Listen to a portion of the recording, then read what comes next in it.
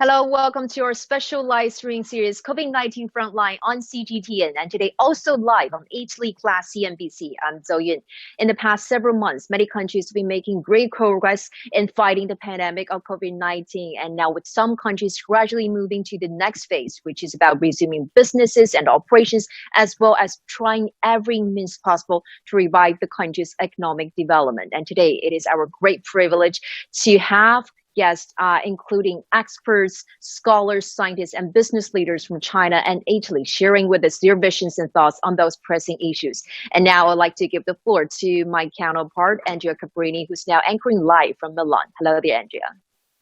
Well, hello from Milan, Zoyun, and welcome everyone to our show. Actually, it's a very special time for Italy, as this week all travel ban has been lifted and the country is cautiously reconnecting and starting to get back to normal life. We know the crisis is not behind us, the outbreak is getting weaker, but we are facing a very tough recession. The road to recovery needs resources, but also needs new ideas, solution, information, and strategy. That's why we at Class Editori, together with China Global Television Network, China Media Group, and ChinItaly, we organized this first live dialogue between scientists and business leaders from Italy and China to do what? To share experience, lesson learned, and to compare the most useful practices and fixes. As you were mentioning, we've got a terrific lineup of distinguished guests from different sectors today, so we just can't wait to start. And to open the floor, let me introduce you, Paolo Panerai, who's editor and CEO of Class Editori, and together with Luca Ferrari, who's ambassador of the Italian Republic in China. So Paolo Panerai, please. Thank you. Good afternoon, China. Good morning, Italy. Good afternoon, and thank you to our great friend, President of China Media Group, Minister Chen, for this extraordinary opportunity of the cooperation. The cooperation between New China, created by the Deputy Chairman Deng Xiaoping, and Italy started in 1978 when Minister Rinaldo Ossola gave a loan standby of the equivalent today of 3 billion euros. Italy has been the first Occidental country to give a loan to New China. Now is the China that can help Italy, but also Italy can help China. This is the first program in simultaneous between China and Italy, and has been possible thanks to the partnership between Class Editori and China Media Group. It will be an extraordinary occasion to compare experience and to start a dialogue to help our two countries and to overcome the epidemic and economic crisis. With the friendship, we will make it. Good luck to everybody, please. Thank you, Paolo Panerai, and also welcome Luca Ferrari, Ambassador of the Italian Republic in China. Welcome, it's an honor having you, Ambassador, for your initial remarks. As you've seen all the different stages and phases since the outbreak in China started, and also the reaction, where are we now, and what's your observation, Ambassador? Well, thank you very much for this opportunity. Let me thank Class Editori and China Global Television Network for inviting me to this incredible and interesting conference. I think, what we see here in China is a country that is getting back on its feet. This country has gone through the pandemic.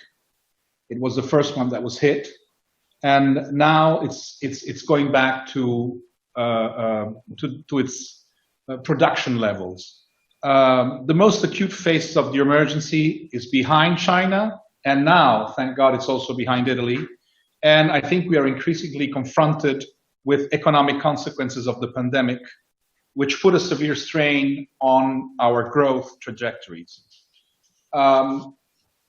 as a friend of mine and a Pulitzer Prize, Thomas Friedman, said in a recent webinar, in the post-COVID world, those who will prevail are not necessarily the strongest, but the ones who will be able to adapt the best to the new circumstances.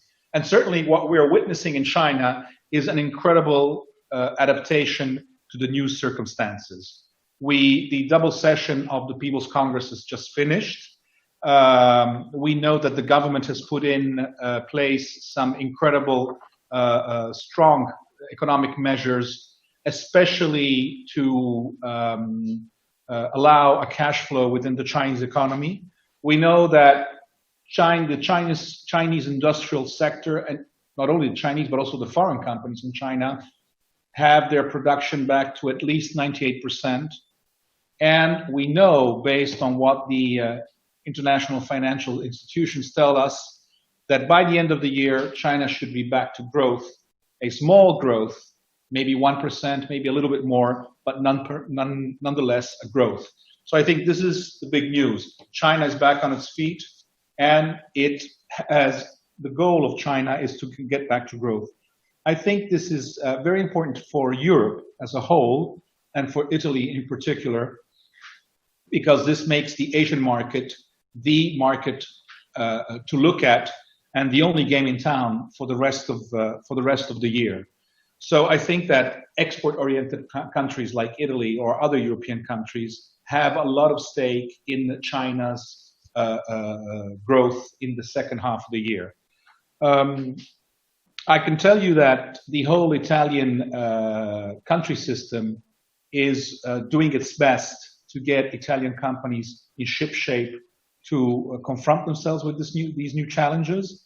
I can tell you that the Italian government is pouring in a lot of money on export-oriented companies, and we are trying to support Italian companies in China. But I can also tell you that Italian companies in China and foreign companies in general have been able to take full advantages of the cash flow measures taken by the Chinese government to help companies on the mainland. So definitely, I believe we have an opportunity in front of us. I believe that not only China, but maybe the whole of Asia will be the first one out of this pandemic and the first one back into what we could say maybe a normal globalized world.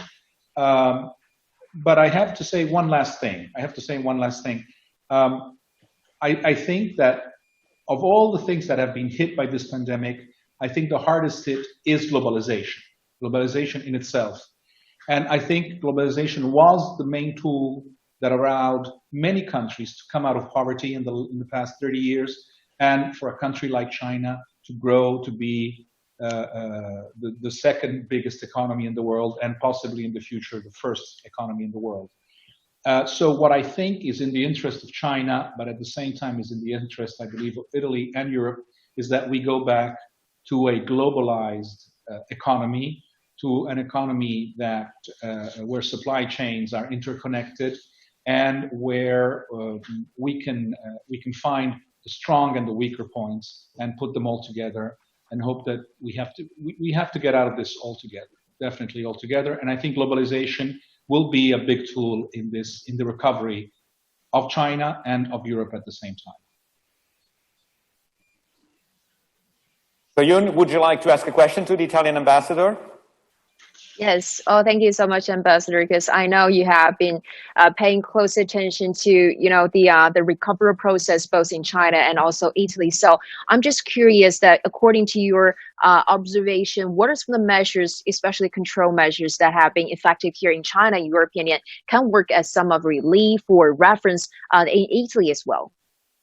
I think the measures that are working extremely well here in China are the ones are the measures which allow cash to flow back to companies. The Chinese government and the Chinese central bank have been extremely wise in controlling the monetary flow, but they have allowed an extraordinary monetary flow, an unprecedented monetary flow. At the same time, local authorities have been empowered and actually are able to give cash to companies. I think this is the most important measure the Chinese government has taken. I think the Chinese government understood first, maybe because it was the first one to come out of this pandemic, but it was the first one to understand that the main problem that companies were facing was a cash flow problem after 2 months of inactivity. And so I think, and I have to applaud the Chinese government for its efficiency in keeping the cash flow going. I think this has been the measure which has helped most Chinese companies, and to my astonishment, it has also helped foreign companies in China, because the Chinese authorities have allowed this cash flow to reach all companies, not just Chinese companies. Now, Ambassador, and also, let Ambassador, me also Oh, please. Yes, please go ahead, Anjan. Oh, thank you. And also in your speech, you emphasized the importance of globalization. But there are now some talks about, about deglobalization or even some more worrisome signs. So in your opinion, how can countries like China and Italy making joint efforts in, as you said, go with the globalization and to tackle global challenges like the pandemic? And also, of course, recovery after it. I think that the problems posed by the pandemic vis-a-vis supply chains and reshoring have been out there since quite a while. I mean, they're not new problems. One of the things we know about this pandemic is that it sort of highlights problems that have been out there and that now we have to tackle. So there is a supply chain problem issue, and we've seen that with protective health protective gears, for example. And there is an issue of slightly, I would say, reshoring. I don't think this is going to touch so much the situation between Europe and China. I think this is more true in the regional context, and possibly with the American continent, South and North. I think that within Europe and China, I think globalization is working very well.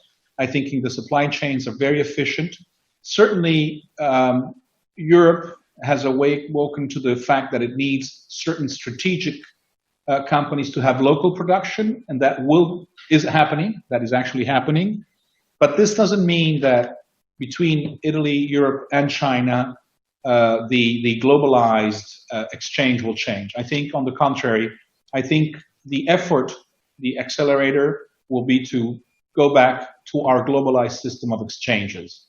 And with that comes also tourism, for example, which is one of the sectors to which we are all looking at, because it was one of the hardest hit in Asia and in Europe.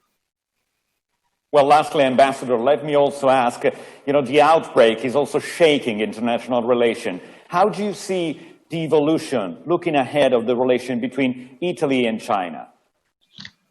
Well, my presence here is a testimony of the excellence of the relationships between Italy and China. I believe that these relationships will be deepened in the coming months.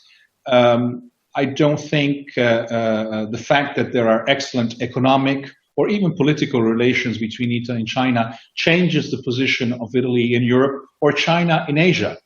It's not because we are friends with China, or we exchange goods, or we exchange political visits, or we have a great relationship between our people, that Europeans will change, that Italians will change their political system, or Chinese will change their political system. I think we can both coexist in our own systems, in our own alliances. We live on the European continent. We live within the European Union. I think that is a must, not only for Italy, but for the founding countries of the European Union. China lives in its Asian region and has its Asian principles, but this doesn't mean that we cannot be good friends and we cannot live in a situation in which we can foster economic growth and growth and some shared values, which will bring our populations to a better economic situation. I think the pointing out political differences will not change the reality of the relationship between Italy and China. It's an excellent relationship, and I think it will stay, and it will grow and become an even more excellent relationship. Notwithstanding that, I think Italy will continue to be a strong founding member of the European Union and live within the values of the European Union. The two things, there is a decoupling between what is the situation of Italy within Europe and China within Asia, and the fact that we can be friends with China. Well, Ambassador Ferrari, thank you so much for this and for your time this morning for joining our conference. Thank you. Thank you. Thank you very much for inviting me. And so, Yoon, back to you. Thank you so much, Ambassador, and thank you so much, Andrea. Well, without further ado, we'd just like to kick off the first segment of today's dialogue, which is the voice of science. And as we know, science has been playing a key role in fighting the pandemic of COVID-19. It helps us to better tracing the rate of the virus and also, more importantly, finding cures to defeat the disease. And today we are privileged to have scientists from China and also Italy sharing with us some of their latest findings. So first of all, lady first, I would like to introduce to you Professor Zhu Huachen, who's the Associate Professor from the Division of Public Health Laboratory Science from Hong Kong University. So welcome, Professor Zhu. Hello, everyone, and thank you for inviting me to getting involved into this live video. And it is a pleasure to be here. I think that to confront this kind of pandemic outbreaks, the most important thing is that everyone needs to keep the 3C principles, that is communication, cooperation, and collaboration. So I hope that when we're sitting together, we can come up with some better ideas how we can conquer this virus, this deadly virus. Yeah, thank you. Thank you, Professor Zhu. So, Andrea, do you have any questions? Please go ahead. Well, what do you think was the key measures that were adopted to constrain the spread of the virus in China? What was more effective looking back? Okay, so I would say that to control a disease, especially the infectious diseases, the most important thing is that we need to keep the physical distancing.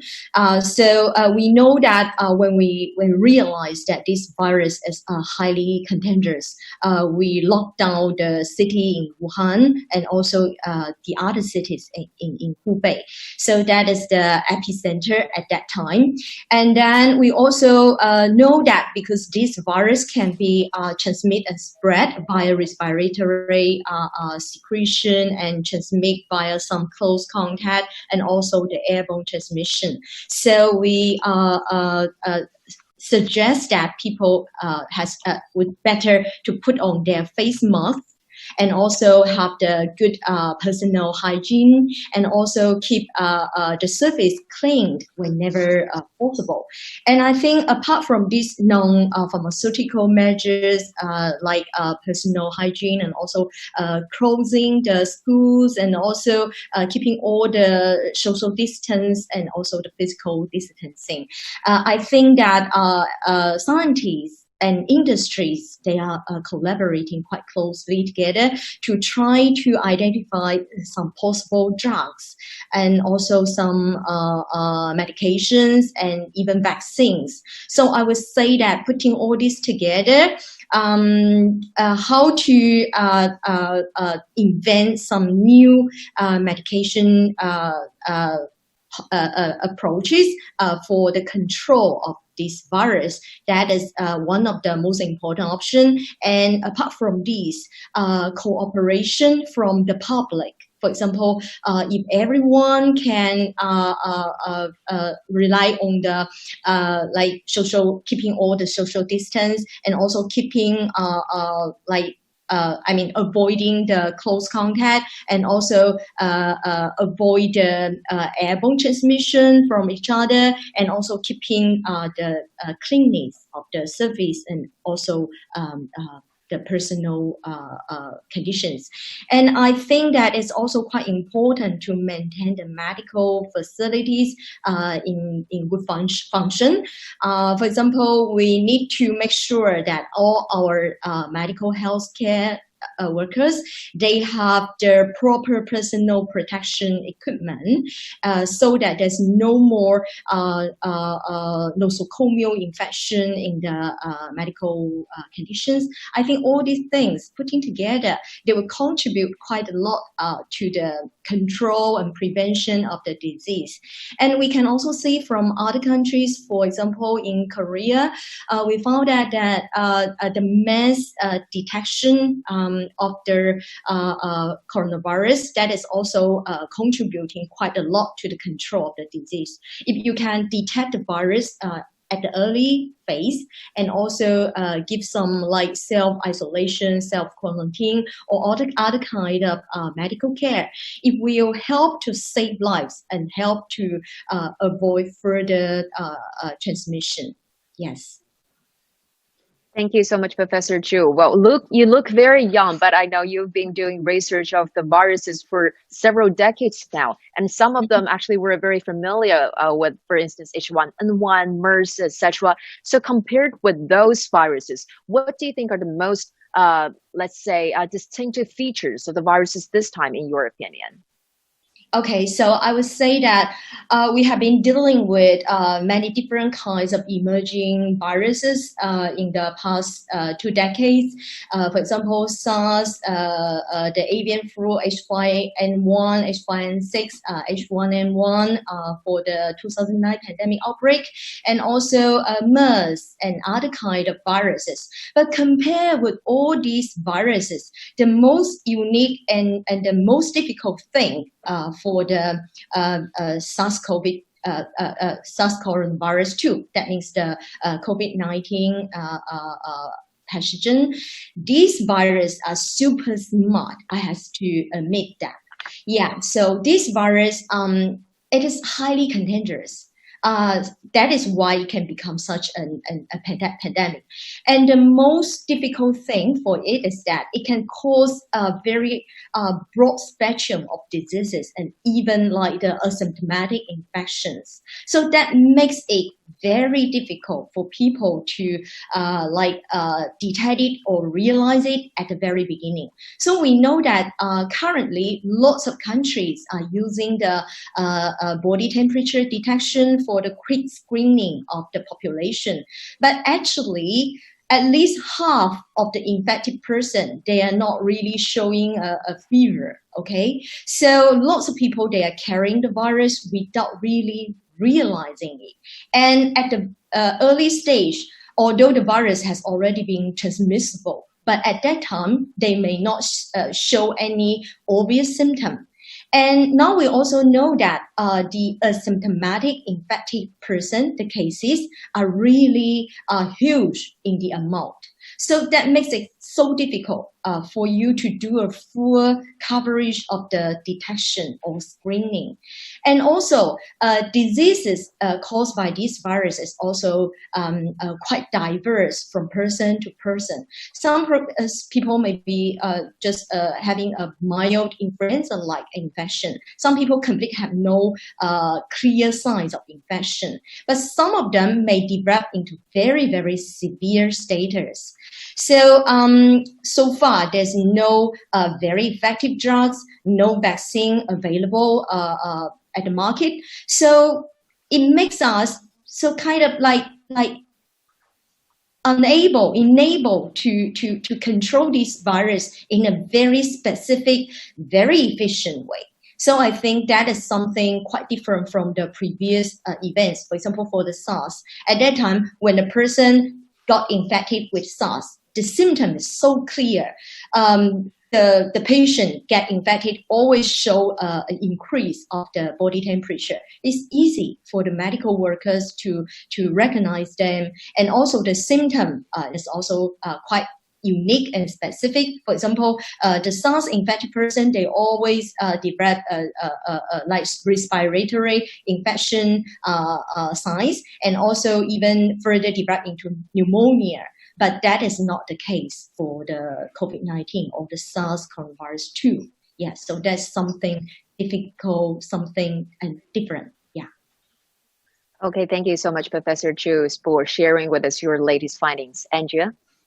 please. Well, thank you, Professor. But let me also introduce the Italian side of the scientific aspects with Professor Carlo Federico Perno, who's a virologist. He is from the Statale University in Milan, and he's the head of research on microbiology at the Niguarda Hospital in Milan. Welcome, Professor. Thank you very much. Good morning, everyone, or good afternoon in China. Yeah, good afternoon for our Chinese friends. Well, perhaps Italy, or for sure, it was the first country in Europe to face the outbreak after it happened in China. Now, what we looked at the Chinese experience. What do you think were the main similarities, but also differences in approaching the fight to the coronavirus? And where do you think we are today? It's difficult to give all the explanation for what happened because we were at the beginning really surprised. As was said at the beginning, this virus came to Italy and to Europe and was a surprise because the experience of SARS in 2003 told us that this virus was dangerous but not very infectious. It didn't land so much to Europe, so we were expecting that this virus would remain mostly where it was detected first. Then when it arrived, the surprise was great. And then the terror came because we had a huge amount of people that was infected. And probably the lockdown that has been done in China that has been recalled before has been more useful and effective than what we had in Italy. Essentially, because the real lockdown that was in China, that was a real red zone, that was taking care of a major characteristic of the virus. As already said, this virus is one of the most infectious viruses that I had the chance to see in my 37 years of career in virology. So it's very, very infectious. So probably the complete lockdown in the red zone is the only way to keep it under control. I think we did a good job in blocking Italy for a while. Certainly the results were slower than what has been obtained in China, because there they coped with the virus essentially by blocking any communication amongst people. That is the only way by the virus infects. Because in Italy we were discussing, was a never-ending discussion of whether surfaces and air and whatever can be infectious. That's not true. This virus is most infectious, or if only infection, through a person-to-person contact. So by avoiding these contacts, the virus is no longer able to interact with the people and so stops replicating. So this is the major difference between Italy and China. China was faster, the results were more rapid, and indeed they are returning to normality in a shorter period of time. It will take longer for us, essentially because the lockdown was strong, but not as strong as from the medical point of view should have been. Even though I recognize that there are many other factors that need to be considered. So by increasing the lockdown, we increase the chance of keeping the virus under control. And I think this is the major difference between Italy and China. It was mostly from the medical standpoint. Now, Professor, both countries struggle to find the right balance between the unconditioned protection of health and the need to come back to normal for social and economic activities. I was reminding at the beginning that we are full steam in what we call the phase 2 in Italy. All travel ban has been lifted. What's your idea on how to match these two needs?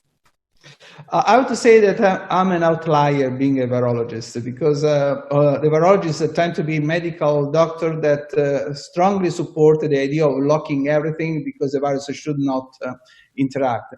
I personally feel that we need to balance the attention, the medical attention, with the need of people. And the need of people is mostly economical needs. So we cannot lock a country for 3 months without thinking that there is a major limitation for humans to continue their life and to have the economical sustainment of their normal life. So in my opinion, everything needs to be balanced. We need now to reopen. We needed already to reopen. We need to be very careful, as it was said, distance, masks, but we need to reopen and restart our lives. Otherwise, we will be in trouble from the economical point of view. Well, Professor, yes, Professor, you know, there are talks about the possibility of about the second wave of the pandemic, and especially for you, as you said, you might be an outlier of virologists who think there should be some buffer space to reopen the economy. So are you worried about or how likely do you think is it possible for us to see a second wave of pandemic?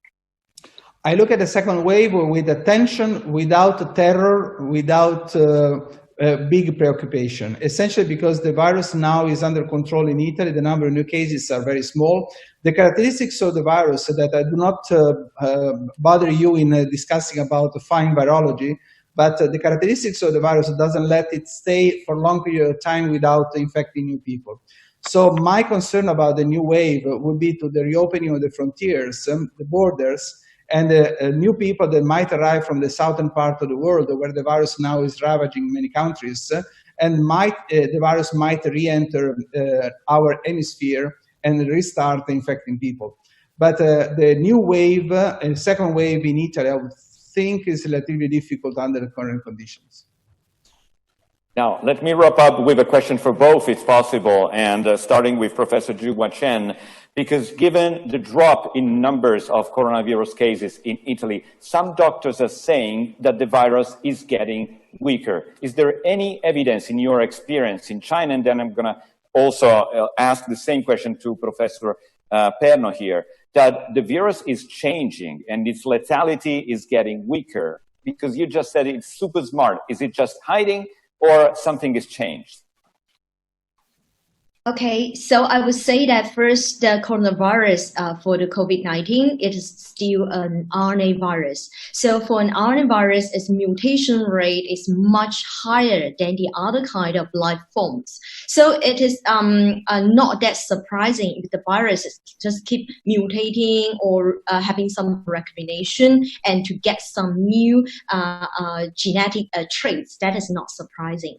So this virus is just keep evolving every day. So it can actually first, if we're looking into the fatality rate. So it seems like it is decreasing a little bit recently.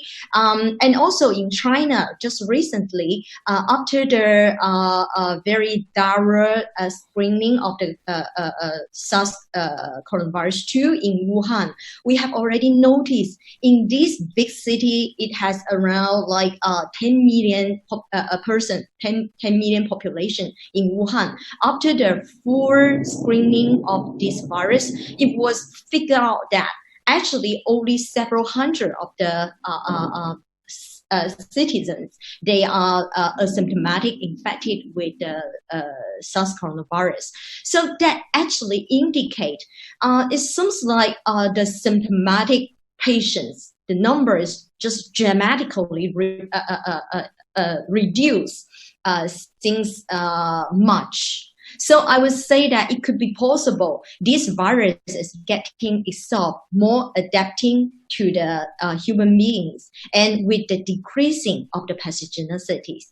And I also noticed that some scientists has already reported that in Italy, seems like the virus is becoming milder, it's causing less pathogenicity in the infected person. I think probably that it would need more scientific evidence, but the tendency seems like it might be highly possible. I think that we still need first more data from the clinics. Whether it is because now we have more experience, now we know how to treat or have the therapies in a better way, or because we have more hands, more medical doctors, more medical supplies, or whether that virus is really decreasing its pathogenicity. So we know that there is some animal model that can be used for testing the pathogenicity and also even the transmissibility of this virus. So it's I think that some scientists, they should have already started this kind of research, try to confirm that whether the new mutations, the new variants has a less pathogenicity or not. Yes. Professor Perno, what's your take on this? Are you an outlier also on this aspect? I have a slightly different perspective because I'm a clinician, and so I tend to see both the virus and the patients. And what has been reported before by the ambassador to Dr. Freeman, that at the end, those that will survive are not the strongest, but those that are more adapted. That statement comes from Charles Darwin. So the father of evolutionism. So this is true for economy. This is true also for the viruses. What is going to do this virus is mostly to adapt to humans because it has to survive. And so by adaptation, it will learn how to deal with us without killing us. Because if it kills us, it is a suicide virus, because without us, it cannot survive. So the point is that it takes a long time in order to do so, because our viruses tend to adapt in years, decades, sometimes 100 of years. So it's difficult that the adaptation occurs in few weeks. We sequenced more than 500 viruses here in this area. We couldn't find any real evolution of the virus toward the less pathogenic virus, toward the milder virus. The point is that we do, from the clinical standpoint, the diagnosis earlier than before. So by hitting the virus earlier with the few therapies that we have today available, the disease is milder, but not the virus is milder. It might become milder in the future, but today I think the virus is more or less the same that we had at the beginning. Well, thank you both, professors, for your time and the contents that you shared this morning with us. Thank you. And we started with the scientific and medical aspects because also the economic and business outlook will depend on how the pandemic will evolve in the next future. But in a few minutes, we're going to start talking economy just after a short break. We'll be back in a minute. And now let's take a look at a video clip with highlights of our show, COVID-19 Frontline, and how the experiences as well as exchanges of information have helped doctors from China around the world to improve their treatments and control measures in fighting the battle of COVID-19. Let's take a look. The world is facing a crisis like no other, and COVID-19 is not just a health emergency. It's a human crisis that is terminating thousands of lives across the globe, as the virus wreaks havoc and disruption on a scale not seen in generations. Doctors in China are using online live streaming to help other doctors around the world fight the virus. Doctor, what is your impression about the live streaming show where doctors from China and the rest of the world meet together to discuss COVID-19 treatment experience and measures? Yeah, you see, it's in fact a very good move, I would say, because it's a new disease, it's a new virus. We don't know how it is spreading. You know, there are so many new symptoms coming up every day. We read articles, we find that the symptoms are changing every day. We have seen patients having heart attack and coming with COVID-19. Go ahead. During the interaction, doctors discuss their experience treating the virus and answer questions from online viewers in real time to help people around the world understand the global COVID-19 situation. First, I've seen technology is key in current management of diseases. Before, we do not have these avenues of having online meeting. I think it is one of the lessons I've learned. So you don't need to be physically in a school to learn. Online has created, the visual media has created this platform. Dr. Samrat Sar, a medical director and consultant physician who participated in the online live show, is now putting to use lessons learned on handling suspected cases of ailment. Last time when we had that discussion, I got to know that there are so many other modalities of treatment that are being tried across the globe. And trials across the globe are just read in books, but it's good to discuss with the doctors who are using them, and so that we get to know what is helping them, what is not helping them, so that we also start implementing such kind of protocols which are helping them to use it for our patients as well. In fact, it's a good move, I would say. Dr. Samrat is now in position to address major concerns associated with the ongoing global fight against the spread of coronavirus. But to defeat this virus, Dr. Samrat says there is need to continue interacting with senior frontline doctors in China, especially in Wuhan, and learn from their daily routine in the fight against COVID-19. Daniel Arap Moi, CGTN, Nairobi, Kenya.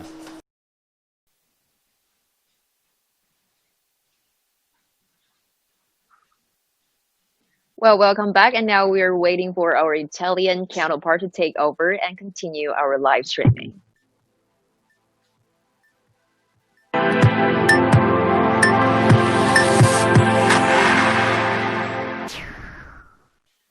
Now, experience from and to China. Now it's time to talk economy. So Yun, back to you. Thank you, Andrea. Well, when it talks to about economic development, it seems there's no easy answer as to how to bring a country's economy back on track after the pandemic. And now countries including China and Italy spare no efforts in bringing its economy or injecting vitality to economic growth, including monetary policies, fiscal policy, and much more. And now it is our great honor to introduce to you our professors from China and Italy and share their visions about some of the most effective measures in their opinion to help the country regain their economic growth and also to maintain its employment. And now, first of all, I'd like to introduce to you Professor Zhang Gong, who's the professor from University of International Business and Economics. So, Professor Zhang, thank you so much for joining us again on CGTN and also on Class CNBC. Well, first of all, can you share with us about, according to your observation, which of some of the measures that, in your opinion, according to your observation, that you think have been improving some of the effectiveness in helping the country gradually gaining its growth momentum? Well, I think the Chinese government has taken, great measures in both fiscal policies as well as monetary policies to jumpstart the economy. On one hand, the government does have an obligation to help those people in need. On the other hand, we like to put money where it's most effective in terms of jumpstarting some infrastructure projects. Here in China, we call them new infrastructure projects. That means they are not just infrastructure projects in the railway arena, in highways and these things, but also on the soft side of infrastructure in terms of developing the cities, make the cities more amenable, more accommodating to new technologies. So these things are all happening. And I think China so far has done reasonably well. We had a pretty hard beating in the first quarter. The economy dropped by 6.8%, but pretty much the economy recovered starting from the second half of March, and in getting to April, I think we're doing much better now. So it's a great lesson for people here in China, and I'm glad to see that not only China has recovered. I think our great friends in Italy have also pretty much recovered.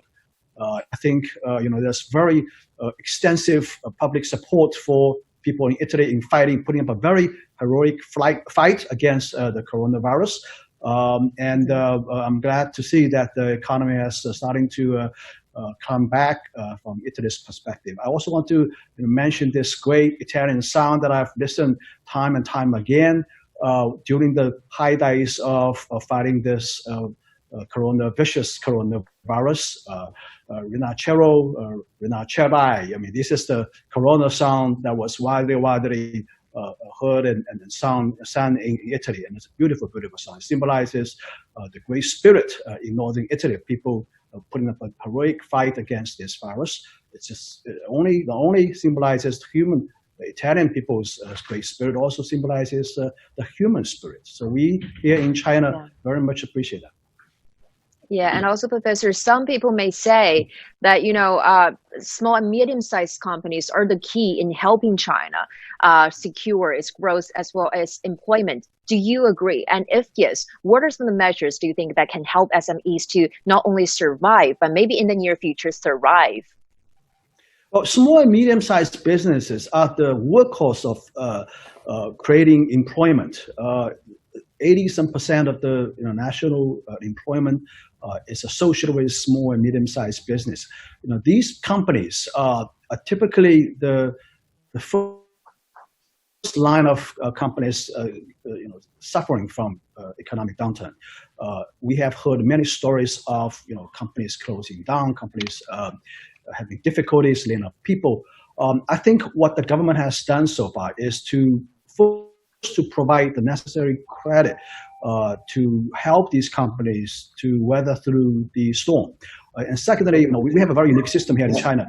The government does have some say or leeway in terms of persuading, for example, landlords, to alleviate the pain on these tenants, small businesses, trying to persuade them to, give up maybe 1 month or 2 months of rents, trying to, pitching to help with these companies.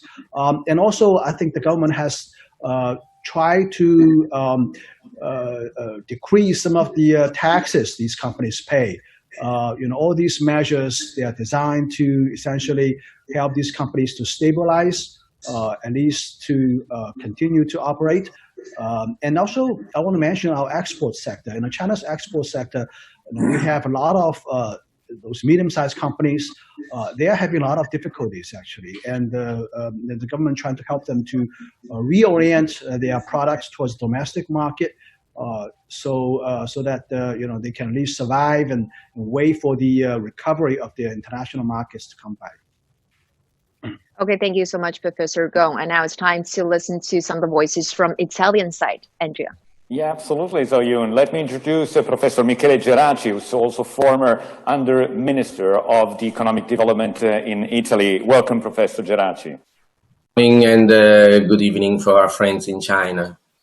Well, let me first ask you, we just heard this morning that by year-end, Chinese economy will get back to growth, limited growth, but clearly the recovery started earlier than in Italy, where forecasts of the central bank are between a drop between 9 and 13%, depending on the pandemic or GDP this year. We know the time frame for China is different and also the system is different. But do you think, is there any of the measures that has been just told that can be interesting in a country like Italy, which is struggling to find its own plan to restart the economy?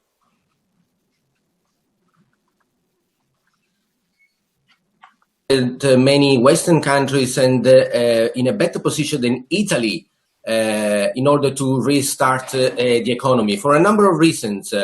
First, of course, the role of the government in China is stronger. So when the Chinese government adopts measures, they also have the channels to implement those measures via a complex network of state-owned company, private companies, SMEs, that even if they are private, they all belong to an overall ecosystem where the role of the government is important, which we do not have in Italy. So in Italy, we have this boundary. We can make laws, but because the strength and the number of our state-owned companies is not so big, and most of them are actually international companies, I think of energy, gas companies. So the impact of Italian state-owned companies on the Italian economy is somewhat limited. And this is one of the two big differences between not just what the government should do, but if they can then deliver.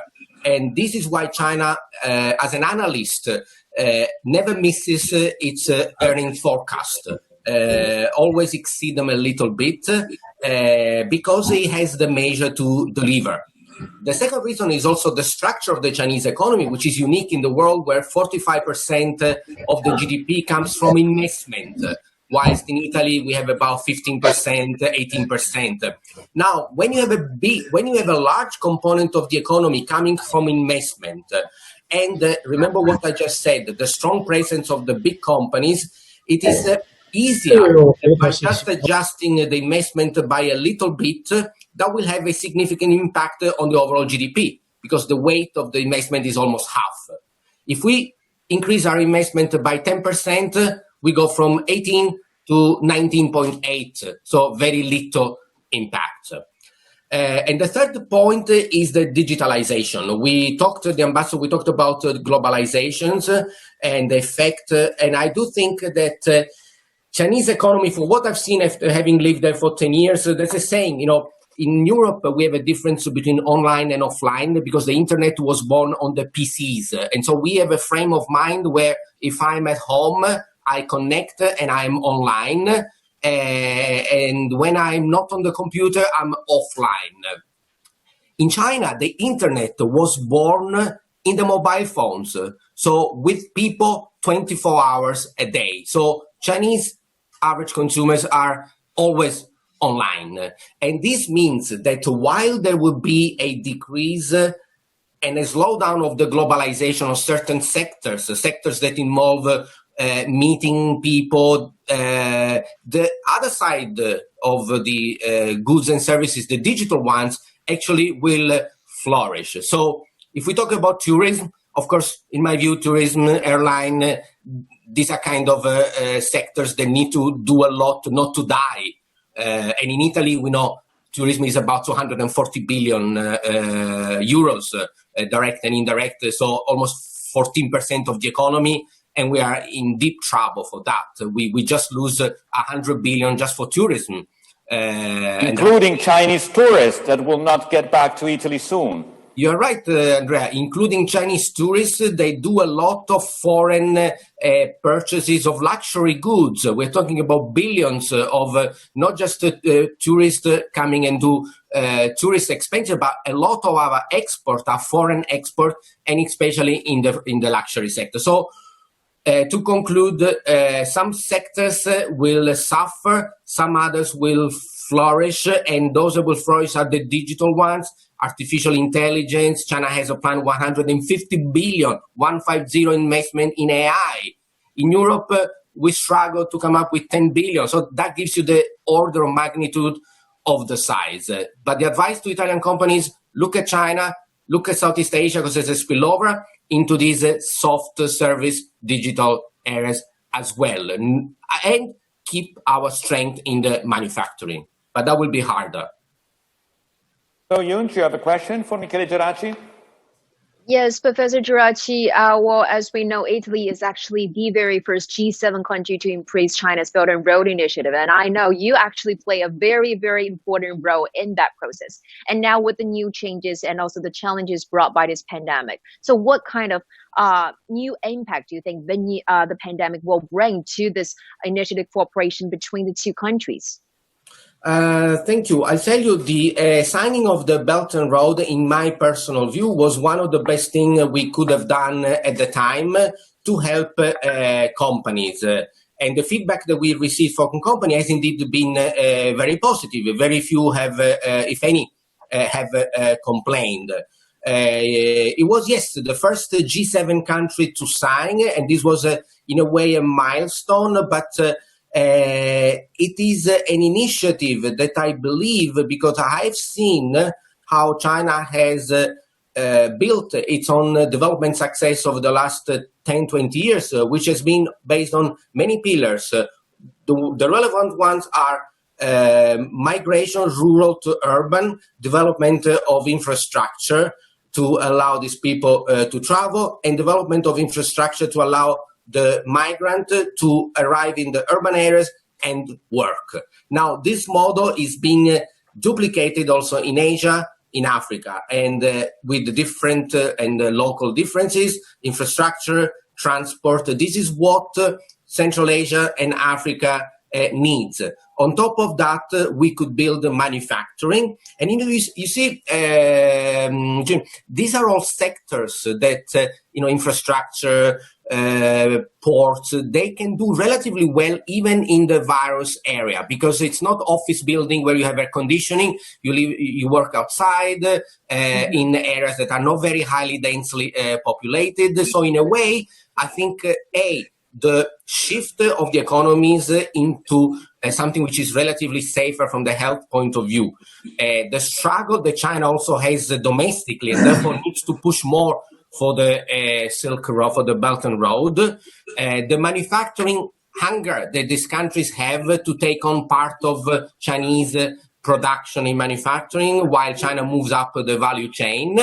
And if you wish, also an ethical reason to help, developing countries in Africa to finally have a chance, stabilize it, which is also very good for Europe, because this is the only way to also stem migration, which is another problem, a social problem. So the Belt and Road now should be really given a stronger push.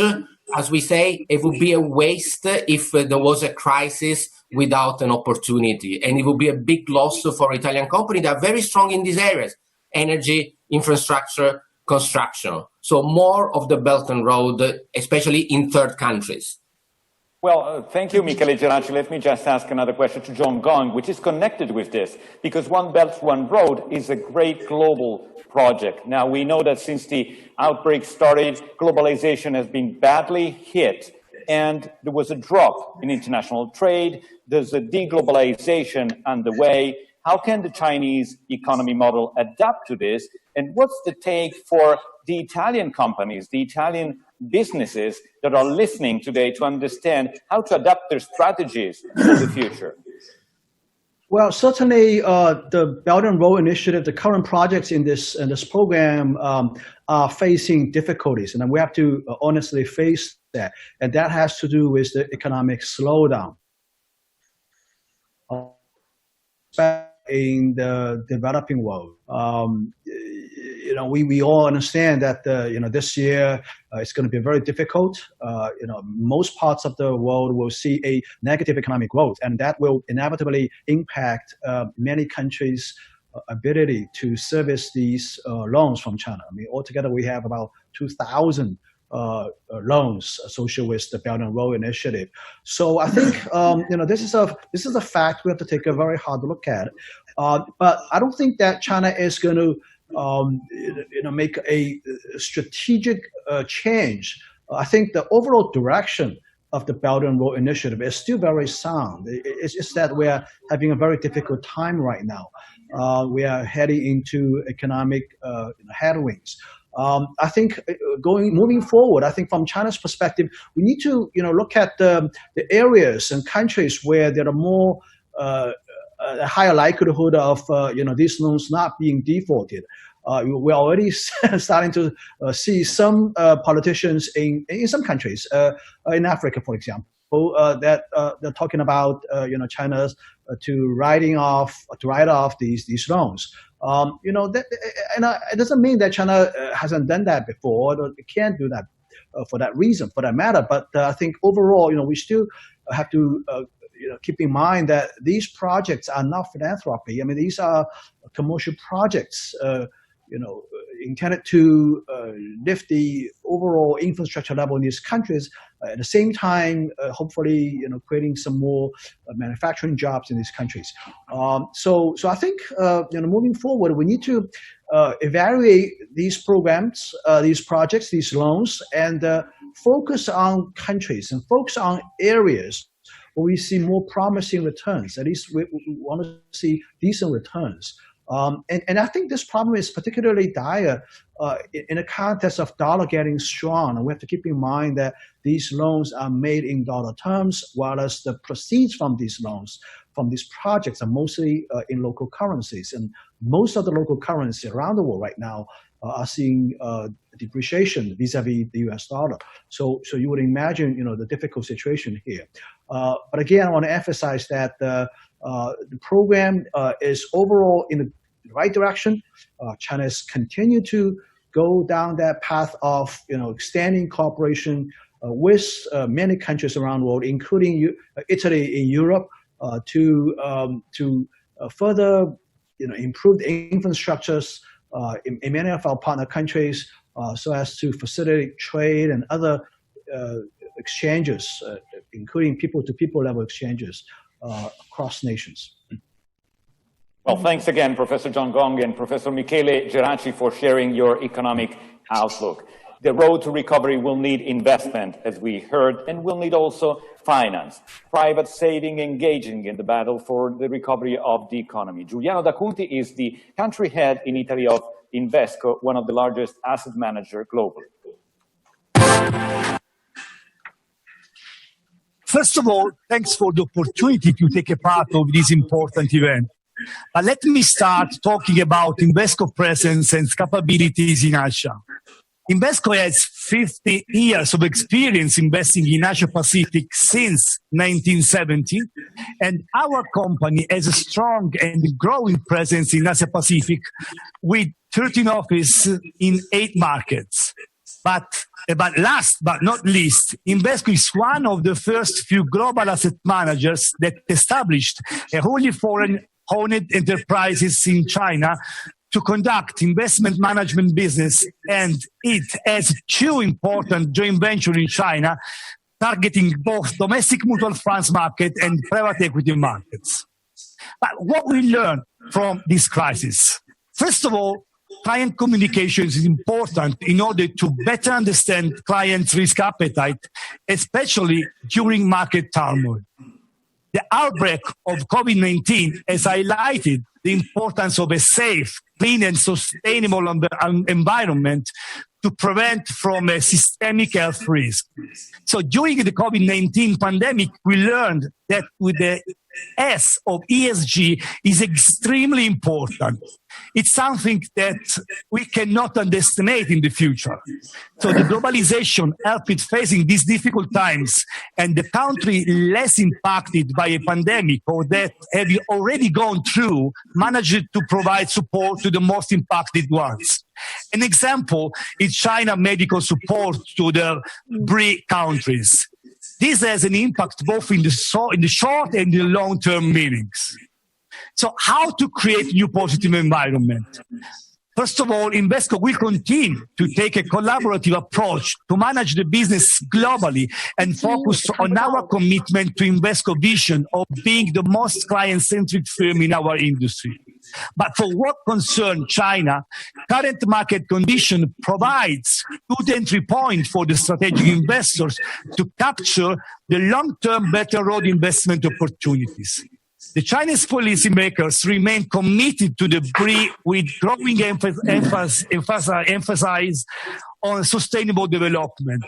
And China may need to focus more on domestic issues in the short term. But the promotion of multilateral projects and broader range of financial options could decrease the dependency of BRIC projects on Chinese capital and improve transparency. But let me finish confirming that Invesco will remain focused on client-driven solutions by offering a wide range of traditional and alternative investment capability service and support to meet clients' demand and need in this new environment. Well, so let me now introduce Mario Boselli, who's the chair of the Italy-China Foundation here in Italy, and one of the pioneers of the economic exchange between the two countries. Welcome, Cavalier Boselli. Thank you.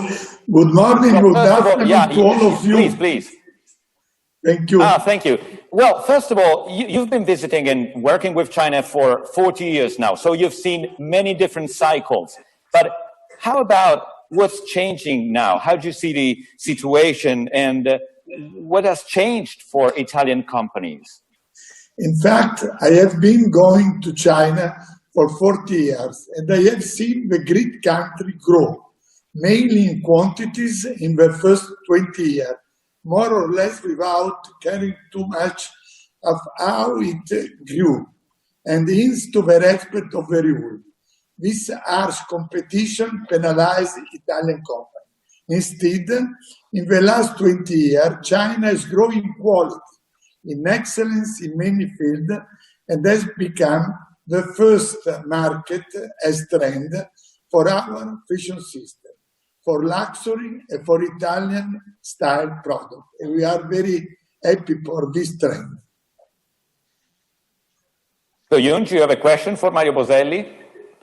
Yes, sir. Well, we know, many things have changed after the pandemic, people's lifestyles and the way of operations and businesses. So according to your observation, what are some of the changes do you expect in doing business or trading with China after the pandemic? I have a direct experience, for example, in vision system. I can say that the reopening of mid-March showed a 3-digit increase in turnover, like at the end of the Great War. While after 2 months, sales grow, data show down, and now we are more or less below 10% if compared to the pre-crisis ones. I believe that to return to normal pre-crisis level, we shall have to wait 4-5 months, while the pace of development will be postponed to 2021, not before. Now, Cavalier Boselli, what are the priorities of the Foundation, Italy and China now? Because basically you've been very also active in terms of promoting culture and exchange of culture, from your schools of language in China to what you do here for Italian businessmen and managers that want to go making business in China. Has the COVID-19 changed your priorities? Yes. As you pointed out, the Italy-China Foundation deals with many cultural and education issues too. But for the time being, we believe that the priority should be to help companies to recover their business. One of the useful tools we have already experimented to be quite effective in the attendance to the Great Exhibition in Shanghai next November. This event, named China International Import-Export, is certainly the first and most important one after coronavirus, not only in China, but most probably worldwide. And it is dedicated exclusively to the import of product and service from abroad. The CIIE will raise up a great interest in economic players. The Italy-China Foundation as official partner for Italy, along with Italy-China Chamber of Commerce and Italian Foreign Trade Organization, will be able to give them its important support. Well, it's important to have plans for the future also in terms of the biggest events that you were mentioning. Thanks again, Cavalier Boselli. Thank you. Let me get back to the more financial side of the struggle to find a recovery. And we do have the CEO of Azimut Holding, Massimo Guidi.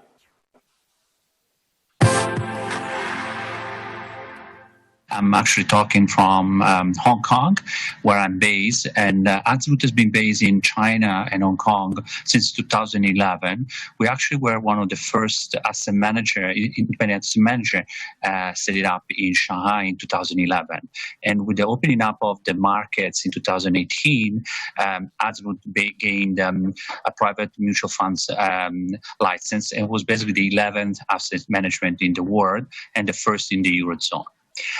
What we have experienced over here with the COVID-19 pandemic was definitely the first shock, where actually the central bank, the PBOC, the central bank in China, was able, instead of cutting interest rate like happened in the Western world, like in the United States and Europe, what they did, the PBOC, just cut it only 30 basis points versus the 150 basis points happening in the United States. But what they did, actually, they channel funds directly to SMEs. What they did is actually they are funded banks. They're actually forgiven loans from banks and postpone any loan repayment for SME and interest till March 2021.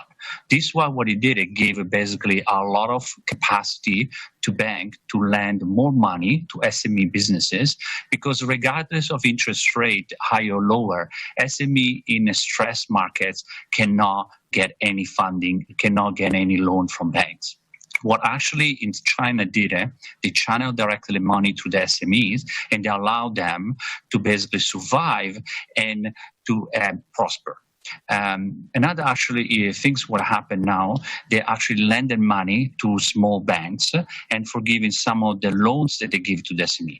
Well, basically the China government and China Central Bank did channel directly the money through the banking system into the SME markets. Things that has not happened in Europe, and what I hope it will happen in Italy, to allow the small SME in Italy, that is basically the backbone of the economy in Italy, to survive.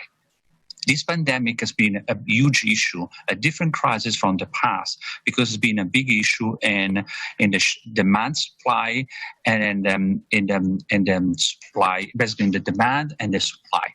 What happened is that now the supply is easier, because what they do is they allow new company to work again, opening up for the employees to go back to the work. The issue, what is demand?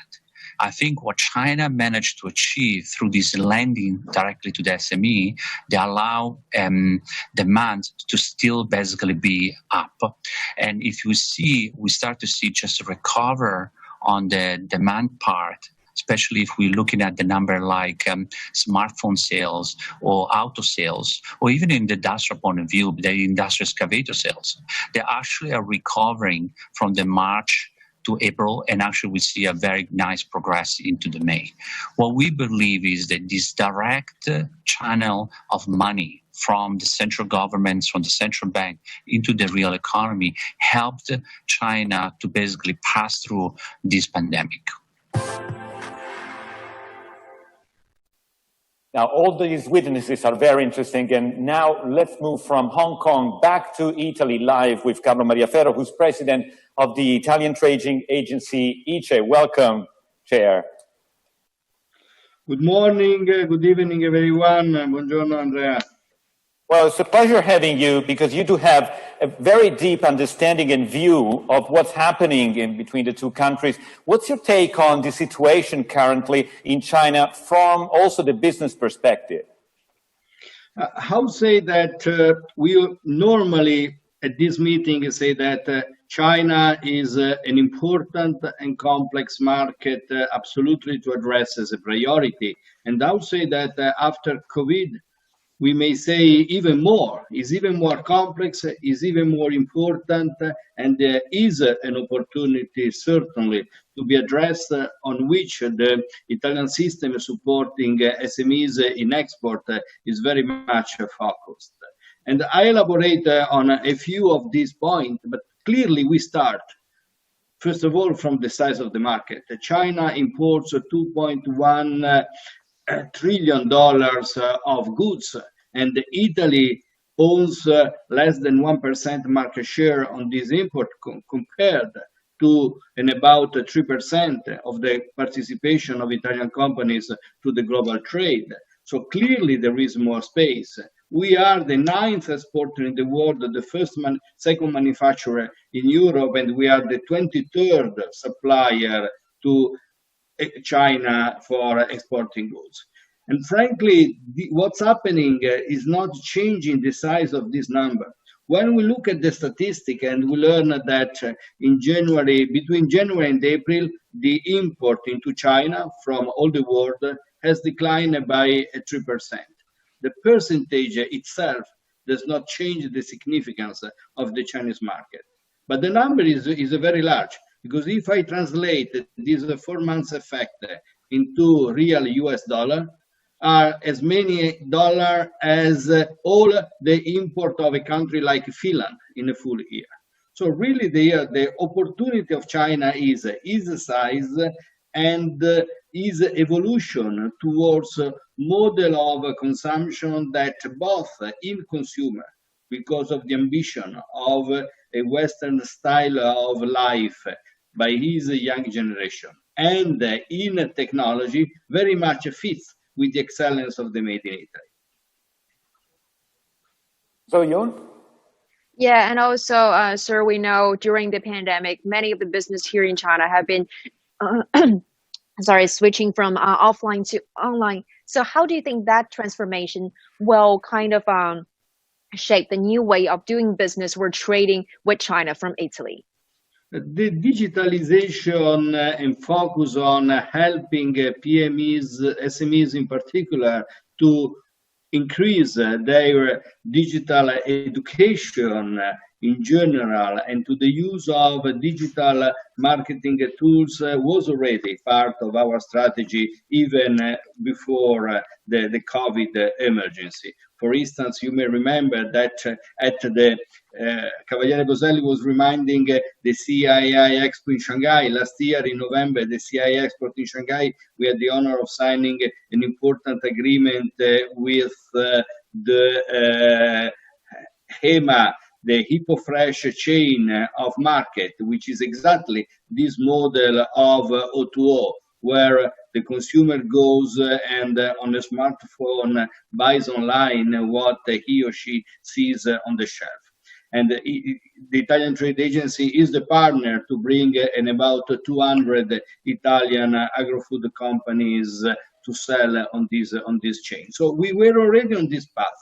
I strongly believe that everywhere the COVID emergency will accelerate the transformation and the translation towards digital, because of the fact that also these 2 months have used many consumers to see the advantages of the online. This is even more true with China. So the cooperation towards all what is digital, all what is about innovation. Professor John has highlighted the focus on new infrastructure and smart cities. And in Italy, there are incredible capacities and know-hows with university and private centers and companies on smart cities, smart industries. We need, in my opinion, to grasp this opportunity of moving a model of selling consumer goods that will remain very important on the high end, but risk to be stretched by local competition and Asian competition on the mid and low end of the product, towards an offering of more technology, more support, more solution, and broader use of the digital channels. For please. No, just talking about that, President Ferro, we are having different questions, especially from the Italian audience, about the impact of travel restriction on the ability to do business for managers and entrepreneurs from the Italian companies that are trying to work with China. And I'm asking you, do you think that, all the digital platform we are using, even today currently, to have this show on TV and the web, will be able to match with that? And what's ICE doing to promote the interchange between Italy and China currently after COVID? Yeah, we are, first of all, opening our offices, like the diplomatic network is opening the embassy and the consular office to companies in case companies may need any kind of assistance to use facilities to interconnect on the web. But there is something more structural, which is the project that we have called the Fiera Smart 365.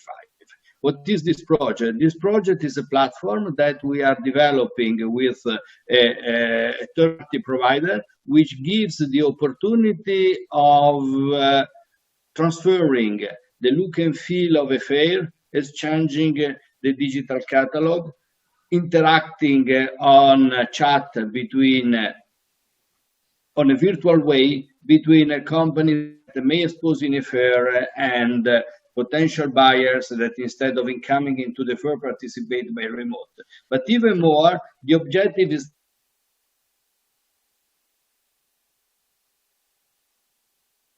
then who became a network for continuing the connection between a seller and buyer the other 360 days a year, as a sort of social network to become progressively a marketplace, a center of exchanges. This is really a project that intends to somehow combine the emergency with the vision, the answer to the current need of restarting fairs and interactions between players across the border on one side, but the other on a structural way to offer a way that use better the web and the digital in order to connect the people. We'll go back to a normality whereby the use of digital means will increase, and we are significantly investing on that. We are significantly investing in e-commerce. We are investing in the initiative with the distribution on the O2O, offline to online,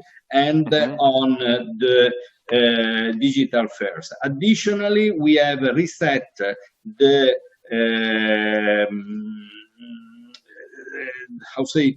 the spin of our training for the temporary export manager towards a digital export manager, and we are launching 5 new programs for training 150 digital export manager from now through the end of the year, that through the voucher will become available to the Italian SMEs may want to use this kind of support. And finally, I believe our global startup program is an important bridge on connecting in technology between the two countries. I'm saying that in front of Professor Geraci and thanking Michele for having launched this program one year ago as one of his ideas. This program will bring in about 20 Italian startups by the end of the year to accelerate their programs in accelerators in China with the sponsorship and the full economic support of the agency. So we are moving. Big changes ahead for President, also Carlo Maria Ferro of ICE, but it's time to adapt and to do it rapidly. So thank you so much for joining the conference today, President. Thank you for the invitation. All right, you're welcome. Now, Zoyun, would you like to help me introducing our next voice?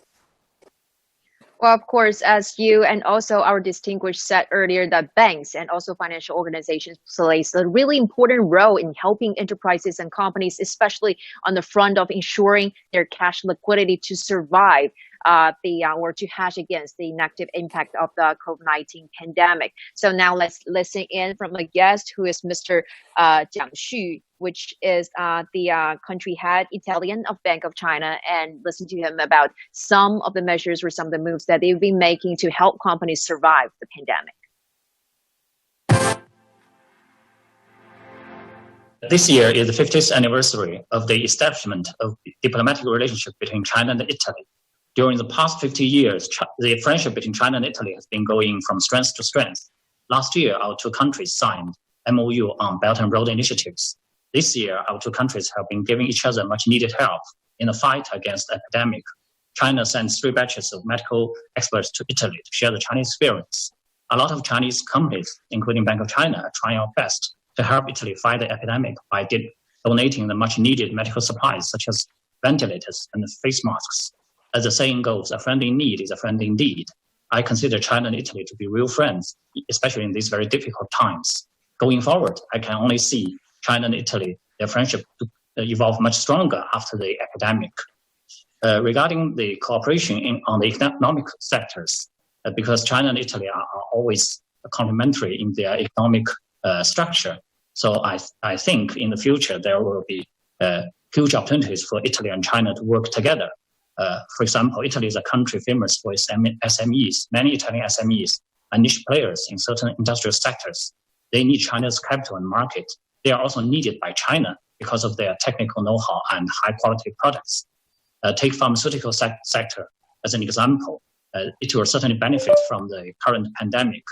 We recently conducted a study on the Italian pharmaceutical sector, and we found many of the companies in this sector are SMEs created by scientists. They excel in expertise and patents, but lacking capital and management and marketing. We would like to support these SMEs to grow by helping them gain access to the Chinese capital market. So we'll continue to hold SME matching events this year, not physical ones, but virtual ones, to help Italian SMEs to meet the Chinese counterparts so that they could tap into the Chinese market and make use of the Chinese capital and management model.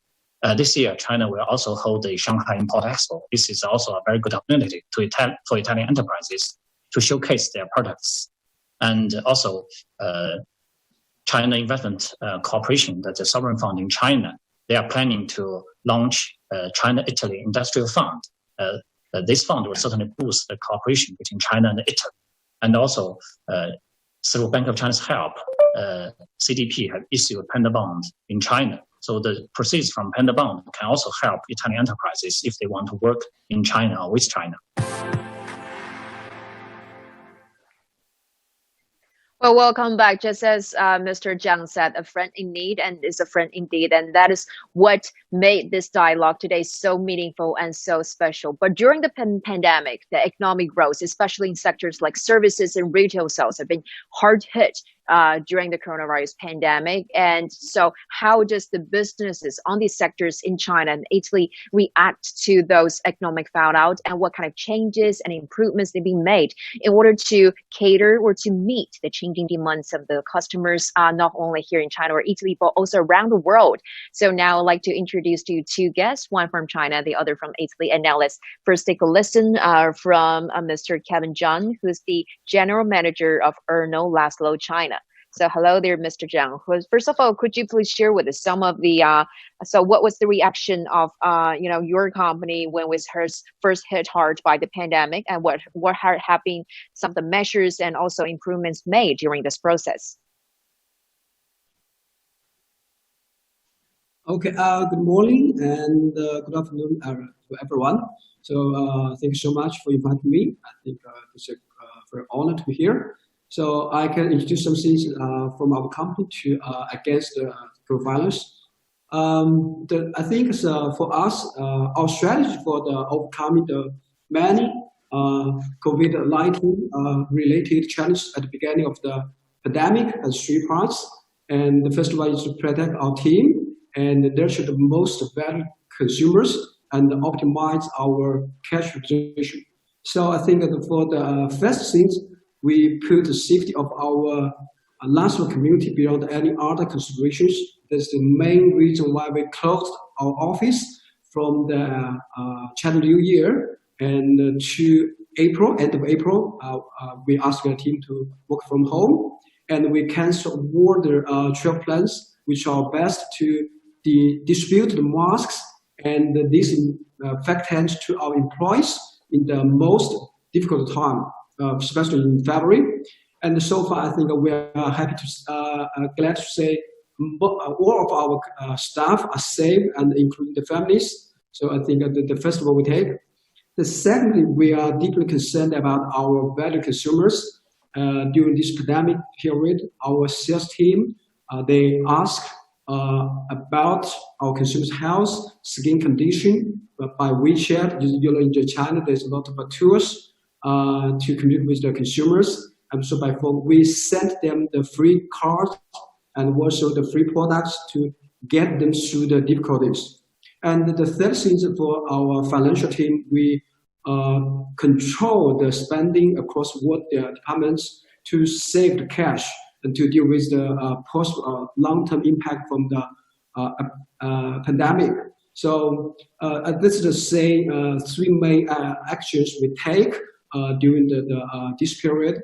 And so as for the business-wise, we take a lot of digital tools to develop the business. As you know, our brand, 90% business come from online, so which means we are less impacted by the virus. Especially we are focused on our business is cosmetic, the skincare. So when the people stay home, actually they need the products to protect them and to give them better skin. So actually from the YTD to May, our business just double the business instead of decline. So we were doing very well. Our demand is increasing hugely, and we connect the connection with the consumer. We drive the e-commerce business. We use live stream by the top kiosks to drive business. So I think the overall performance is very good, and our team is safe. So that's the overall situation in our team. Well, Mr. Zhang, you listed so many changes that undertaking after the pandemic, and there are people saying that this outbreak can actually help to bring revolutionary changes to retail sales sector. So, in your opinion, those new contexts, those new technologies, how will they further bring upgrades as well as maybe even transformation to the sector, the retail sector, which now you're in?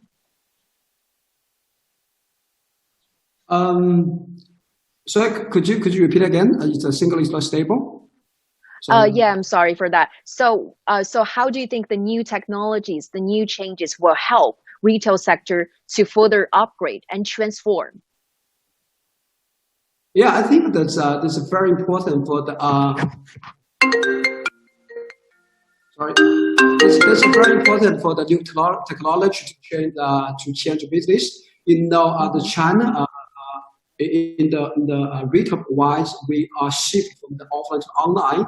I think the online with the new digital ways just means we use tools to shorten the path between brands and consumers. So that's so important. People can touch the phones by 24 hours. They can buy shopping.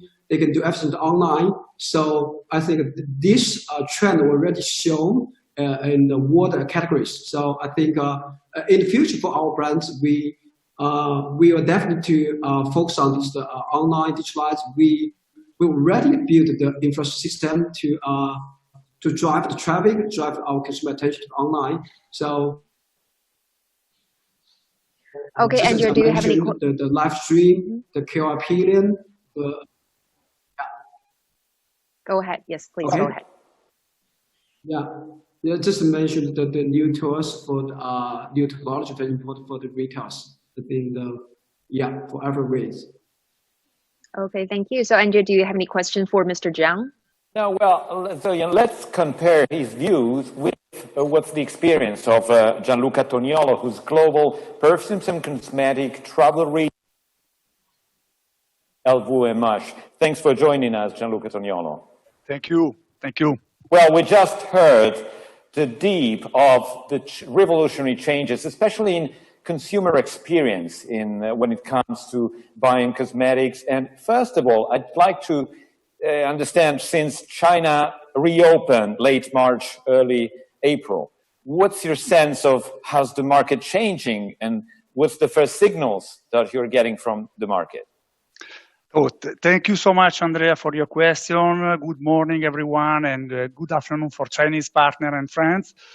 Let me say that, of course, travel retail is one of the most affected market by the COVID-19 because the reason is very simple.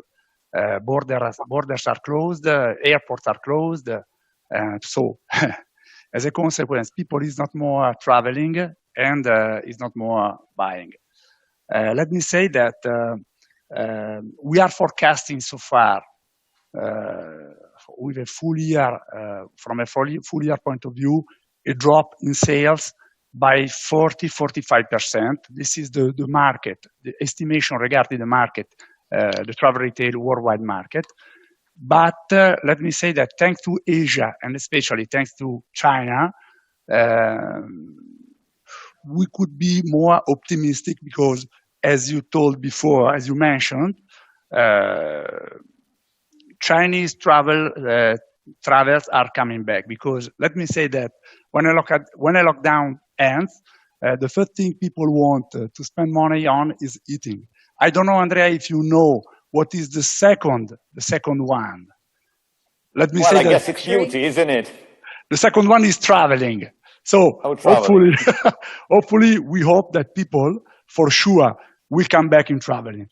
Regarding let me say that regarding the Chinese people, we are able to monitor on a weekly basis numbers, and we are looking at the booking situation is improving week after week. In fact, it was minus 95% a couple of weeks ago.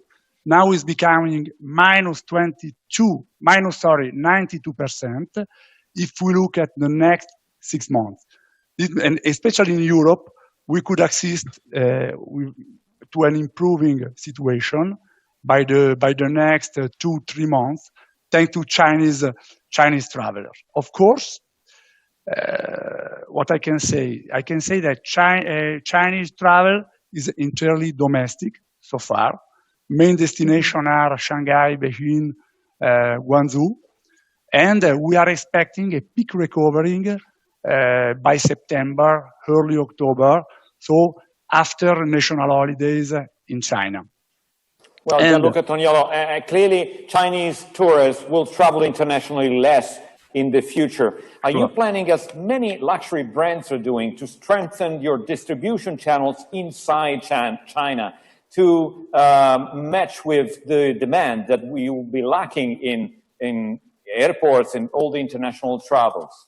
But for sure, there are places where we should be more present physically with our stores. I tell you something, for example, you may have known that the Chinese authority on last Monday, released a master plan for Hainan Island to make Hainan, this wonderful island in the south of China, as a free trade port by 2035. So for sure, there are places in China where we should be more present physically, But at the same time, we should, I think, reinforce a lot of services, like, for example, online sales that are booming in China, and not only in China, but also in all Asia. Home delivery, for example, is one of the best services that airports like Shanghai and Beijing are providing so far to their customers. And for sure, we should be more present in giving the impression to Chinese people, to customers, that they could strike good deal. Good deal is not only best prices in China or all over the world, but the right price for the right product. Zoyun, any questions for Gianluca Toniolo? Yeah, sure. But it really surprised me that, like Chinese people like to spend money for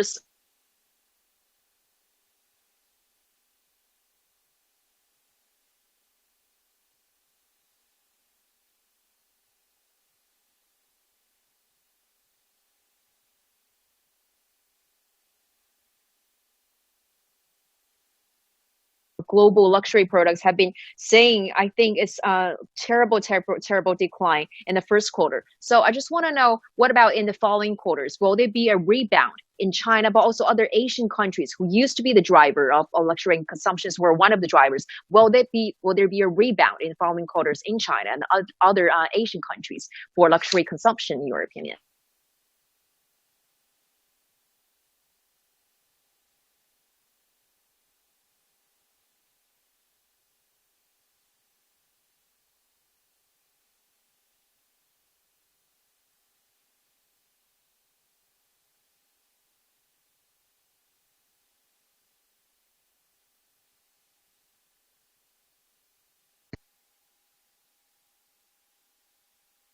Recover.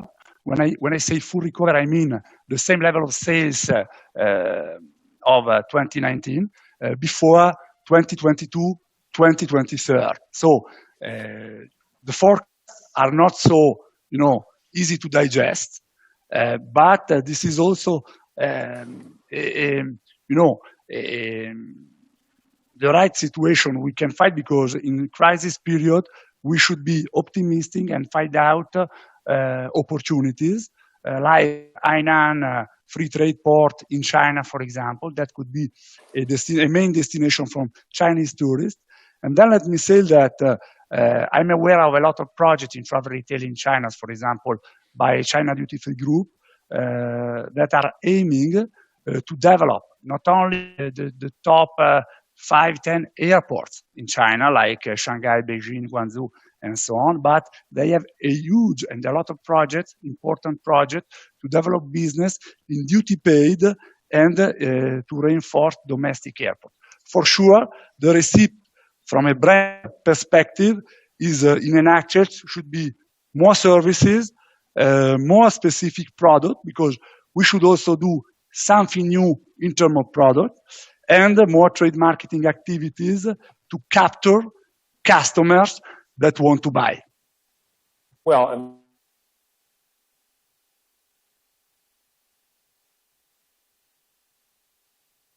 for COVID-19. So thanks again, Gianluca Toniolo from LVMH and Kevin Chang from Admiral Laszlo in Shanghai. So would you like to also introduce the next witness we have?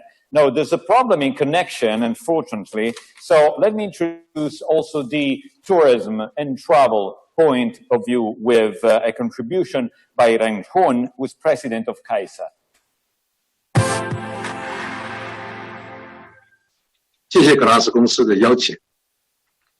I would like to thank Class Editori for this invitation, and I will briefly introduce CAISA Tourism.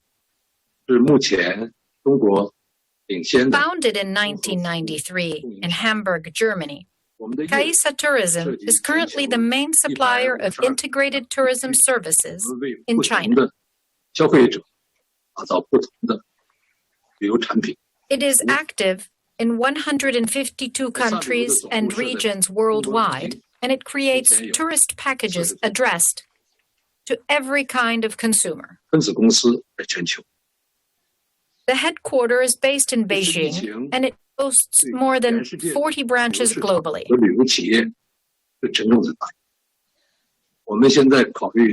The global tourism market and the companies of the sector have been seriously affected by the epidemic. Now, we are mainly focusing on keeping our activity alive and meanwhile training our staff on multi-levels in order to better provide our service in the future.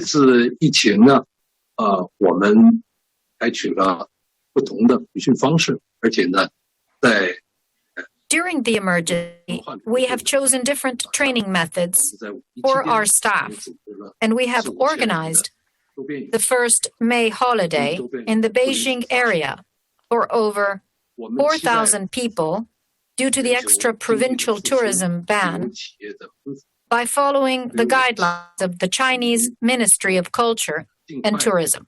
We are waiting impatiently for the global economy and the touristic companies to recover. And we wish to organize journeys around Europe and Italy for our customers as soon as possible. In addition, we are considering to implement some changes by providing new products in terms of culture and spirituality.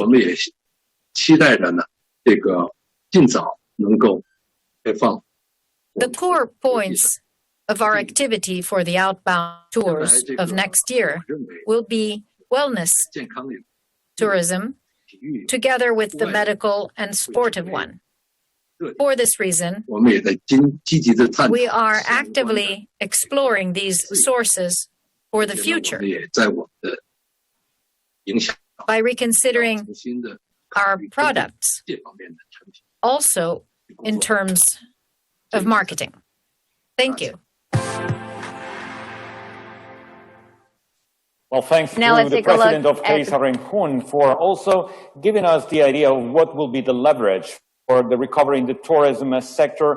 Now we are ahead of a very different season, a very different summer this year, both in China and Italy. But after a short break, we'll get back talking about the industry model for the future for some of the main manufacturing leaders in Italy and China.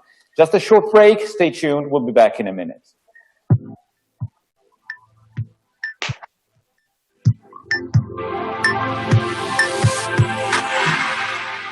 And now let's take a look at the big screen to see some of the questions and comments left by our followers on various social platforms. Let's take a look at the big screen. So now let's see some of the comments from our followers on various social platforms. Okay, the first one is a follower from Facebook, and it said, I think to successfully restart economy, production, and demand, the government of each country has to look out for small business outlets who has exhausted their production and demand capital and rescue them. Yeah, I agree. This is really, really a tough time for businesses, especially for small and medium-sized companies, and that many countries, including China, Italy, and so many more, are trying every means possible to provide support. For instance, tax reductions and also a lot more measures to help them to survive this hard-hit time. And now we also have the follower from Weibo, and it's Chinese. So the translation of Chinese is, so now the cooperation between the two countries and now emerged from, the cooperation on the pandemic and now to economic cooperation. And he or she hopes for a better future. And that's also our sincere hope, because now we're so glad to so many countries making progress in the battle of fighting the pandemic. And so many countries now have gradually moved to the second phase, which is about economic recovery. And now today's dialogue is about sharing wisdom and sharing visions between different experts from different countries on those pressing issues to help country not only better fight the battle of COVID-19, but also help them to regain growth momentum, and also to inject vitality into the country's economic recovery. And also we have a follower from Twitter saying, hope and pray the Chinese doctors share their experiences with our medical personnel in honorable manner and help keep number of COVID-19 virus affected people down in Tanzania. Yeah, I guess it's a follower from Africa because, yeah, I think that's also very true because in the past several months we've had, dialogues between Chinese medical experts and also with so many other countries around the world, including many African countries. And hopefully, those exchange of ideas and experiences can help people to gain a better understanding, not only among the experts, but also followers gain a better understanding about the COVID-19 pandemic, about how to better treat this disease, how can they better protect themselves, etc. So I'm glad that they're saying this is really, really important. Also, it's making a difference to, to the control measures, to the treatments of COVID-19, and also to better protect themselves. And now let's take a look at some other comments from our followers. So another one from Facebook. We're neighbors from Italy, including 1,800 positive people with COVID-19, and some people died. So we closed in March the 8th and couldn't went out of the town. Even now we have to wear masks, etc. I think, this is sad, but this is actually a phase where a process that many of us, many countries, many people in different countries have to go through. Because if you could survive this process, and then the next phase that you may encounter, or you will definitely encounter, is what many countries are now, which is economic recovery. But the first thing first is the pandemic control and prevention. So our wishes and the best of wishes goes to them, and hopefully their life can be going back to normal track after those pandemic. So also one from Twitter is, I missed my sister. We're not seeing and bonding together for 2 months. So hope this will end soon and be back to normal. Wow, that's really sweet. But usually there's a Chinese that we say a lot during the pandemic. So the literal translation is that even though there's just social distancing, but this kind of social distancing doesn't take people or take the love and support away from each other. So I really wanted to say to our follower, even though you and your sister haven't met, for over 2 months, but this kind of love, this kind of support, caring and sharing is still there deep down in our heart, and can work at really something spiritually powerful to support us to go through this kind of horrible time. And finally, we also have a follower from Weibo. I think is also a very frequent follower for our CGTN platform. So yes, also saying about now, the cooperation has been diversified from just the exchanges on the pandemic and treatments of COVID-19, and now to something about restarting the economy. It is really getting more and more dynamic. So thank you so much, everyone, for your comments. Welcome back. Experiences from and to China. Manufacturing is the backbone of the Italian, but also the Chinese economy. It was in a very fast transition to the 4.0 model, and globalization has been pushing the boundaries of the industry, both in terms of output market, but also in terms of diversification of localization of their production. Now things are rapidly changing, and we have two great witnesses and leaders of the industry from Italy and China. Let me introduce Marco Tronchetti Provera, who's Executive Vice President and CEO of Pirelli, which is an historic Italian excellence industry brand, which now has China as the main shareholder. Welcome, Tronchetti Provera. Morning. Well, it's a pleasure having you. You do have plans in China. You were among the first to understand what was going on and to react. How was your crisis management? What did you learn from the experience in China, also for the management, all the rest of your plans globally? First was the speed of the reaction, and the priority was the protection of the people. We immediately reacted, sanitizing the plants, controlling fever every 4 hours, 3 shifts, and then in a few days, we shut down the plant. We shut down the plant. We have 3 plants in China, and they stayed shut for close to a couple of months. Our people immediately started the employees started working with smart working and being very effective. So whilst we were facing the emergency, we were preparing the restart. And that, I think, was one of the key of the success and of the rapid growth of now in China. People were, like in Italy, I think we have been quite disciplined, and in China, they were very much disciplined. And so, all in all, we tried to, at the end of the day, to profit, to make more efficient our business model. Now, we're all facing the big new trends after COVID-19, for example, the reduction in international trades, a kind of a deglobalization. How do you think that the future of the industry will look like, and how is Pirelli preparing to that? I think that in the short run, the growth will be lower. And the growth will be lower, and we are selecting our products. So the SKUs, the number of items we have in our portfolio, were reduced in order to reduce the cost in the factory, to reduce the complexity. And in the meantime, we are implementing the smart working as a habit, not only as something that comes because of the emergency. And so there are a lot of savings that we can achieve thanks to this. And globally, obviously, we see that it will take time before recovering. China did it fast, expanding in the region.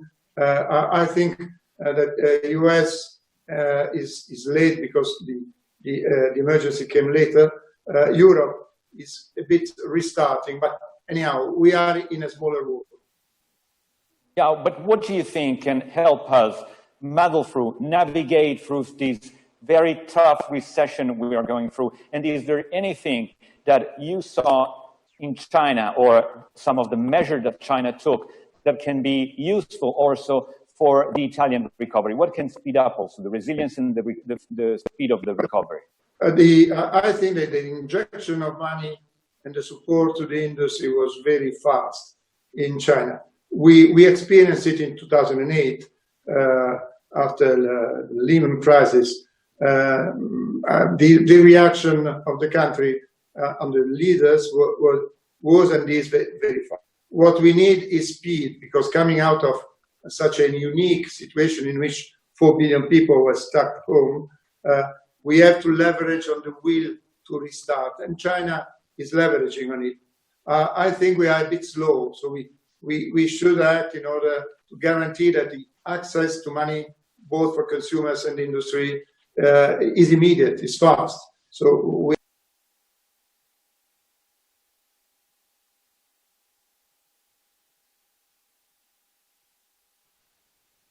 Yun, you have a question for Marco Tronchetti Provera?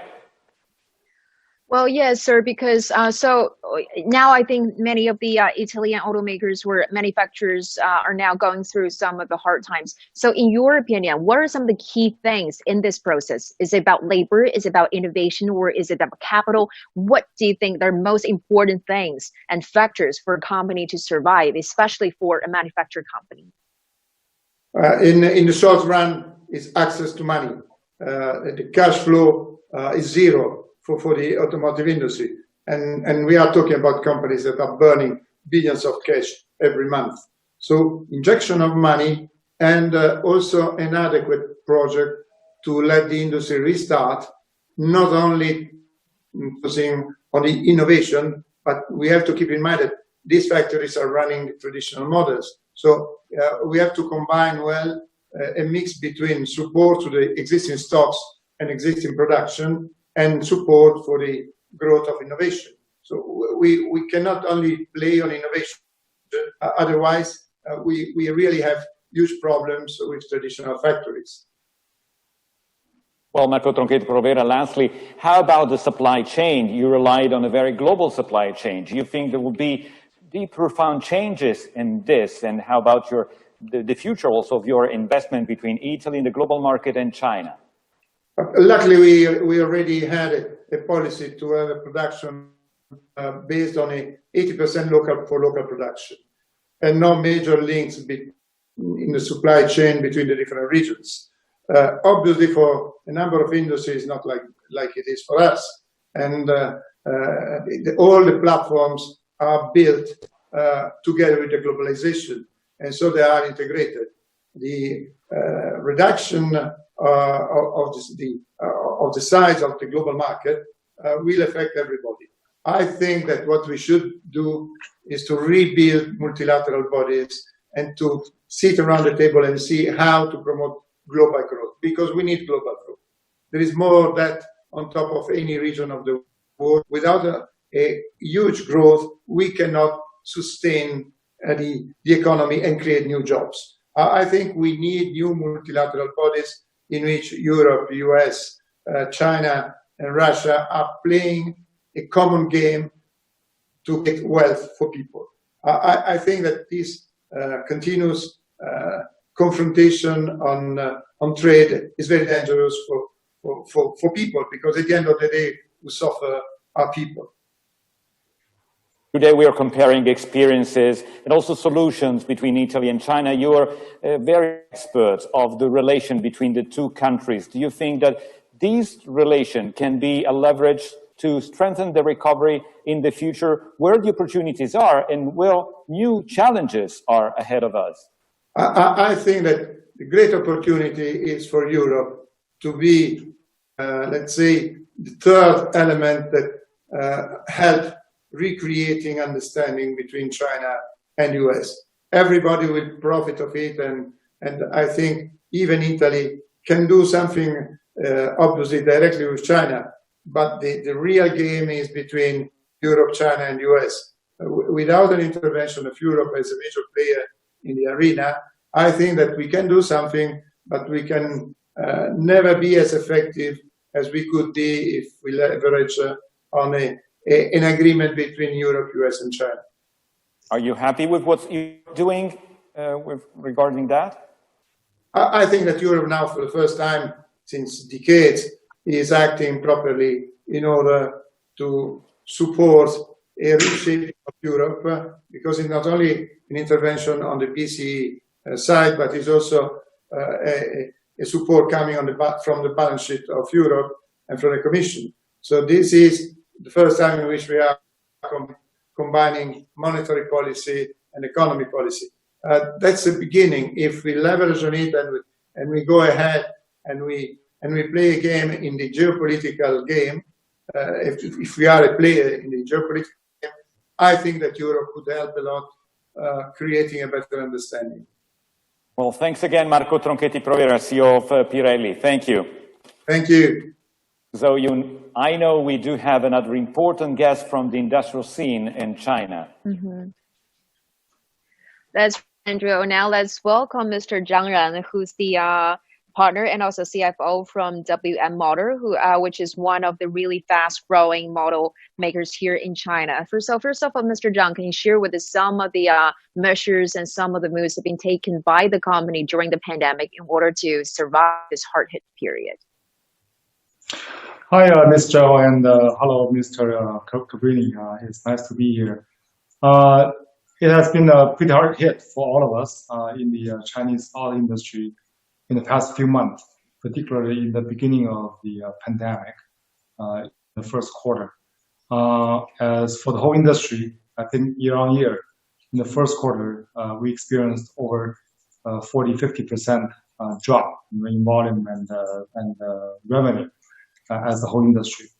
However, from a big picture perspective, the industry has been recovering as the whole country does, right? And since April, we have seen upward trajectory, and also coming to May and into June. So we do see a pretty healthy, trend coming up, and so we are pretty confident that the industry is going to recover from now on. May I ask you how? Oh no, please, So Yoon, please. I'm sorry, because I really want to bring something interesting, because among our guests today, there's someone unique or special to Mr. Zhang. It's Professor Zhang Gong, because I know both gentlemen went to the same university. Not only that, they are actually in the same dormitory when they were graduate students, undergraduate students, right? So, Professor Zhang Gong, do you have any question for Mr. Zhang, or do you agree with him that, despite all those losses in the first quarter, they're still saying healthy trend. Told me that he's on the same panel. I'm really happy to see you, Ryan. It's a great pleasure. Yeah, we have been staying. We graduated from same university. We stayed in the same dorm, and we went to the United States all at the same time. You went to Boston University. I went to University of Texas at Austin. It's been great for many years staying in the United States and coming back to China. Such a surprise, such a pleasure to see you. Build some good cars, sturdy cars, the battery lasting longer. You build it, I will buy one. Okay, buddy? Right. Thanks, John. And it's really nice, and it's obviously quite a surprise to see you, over TV, and you look much better than in real life, right? Right. And W Motor is, I think, is a pioneer in China in new energy vehicle technology, and also. We have been in business for over 5 years, and we have 2 products in the market already, and we're one of the volume leaders in this segment so far. So everything is going well, and obviously there's a lot of challenge in the past few years, but we do see huge and tremendous opportunities ahead of us in this particular segment. Yes, Andre, your question, please. No, yeah, I'm glad it got more personal and more warmer. But my question was, how much are you confident in terms of the recovery and how the consumer attitude is changing? We were already in the automotive industry in the migration to a more sustainable engines, and at least in Europe, already last year, there was kind of a slowdown due to the uncertainty of different models on how the future will look like. Do you think that COVID is going to disrupt this trend, or are you confident it's going to continue, or maybe will be one of the leverage of the recovery? Right. The industry almost experienced like the tale of two cities, in the past 2 years, I would say. For the traditional automotive industry, it has experienced a slowdown for the past 20 plus months, okay? And however, for new energy sector, as we are in, we have been experiencing very fast, explosive growth in the past few years. And I expect it is going to continue to grow. And for a couple of reasons. One is, the central government, it issued a bundle of cohesive policies to encourage this industry to expand and develop in a very short span of time, including emission policies, including subsidies and everything, right? And the second is the industry also experiences a very fast growth and development in technology, all right? And for example, battery technology, BMS technology, and all of those are getting into the car as we speak. And now we see much better products on the road than what we experienced a few years ago. So I am extremely confident that this is going to be tremendous in the years to come. Mm-hmm. But Mr. Zhang, you have expressed your optimism and also confidence. But despite the huge losses that have been suffered by the company, so many automakers here in China, but many insiders say the worst is yet to come, because many say in the second quarter of this year, the real test will come in terms of supply chain, in terms of so many other factors. Do you agree? And what have companies like your company been prepared and also change gears in order to, get ready for this possible, economic fallout? Right. You are right in that area. Auto industry is one of the industries that has the longest supply chain. Okay, and we face, as OEM, we face tier 1 suppliers, right? And then they have tier 2, tier 3, tier 4, and so on and so forth. So it's a very complicated and long chain of supply. At this moment, we do see a pretty healthy recovery in the whole supply chain. However, I would caution that, for example, there's still quite a bit of import, coming from Europe and North America. And obviously the pandemic situation in those areas are still uncertain. And so if that prolongs, right, it may introduce uncertainties in the overall supply chain. So far, as what I see in China now, the supply chain, the whole industry is going through pretty fast recovery. And as we know, almost all the suppliers worldwide have shops in China. So from that perspective, most of the parts are pretty, much domestic dependent as we speak, and that is a healthy sign. However, there is always this risk that certain parts may cause trouble for the industry. Yes, that is a risk. Well, I got a very final point for Mr. Zhang Ran, because I'd like to understand what's your view of the mobility of the future. Here, many says that private cars, individual cars, will be centered due to safety reason, because we feel more safe inside our car versus public transportation. But there's also growing in Italy incentive to more sustainable vehicles, like from bicycle to electric vehicles. What do you see in the future? Right.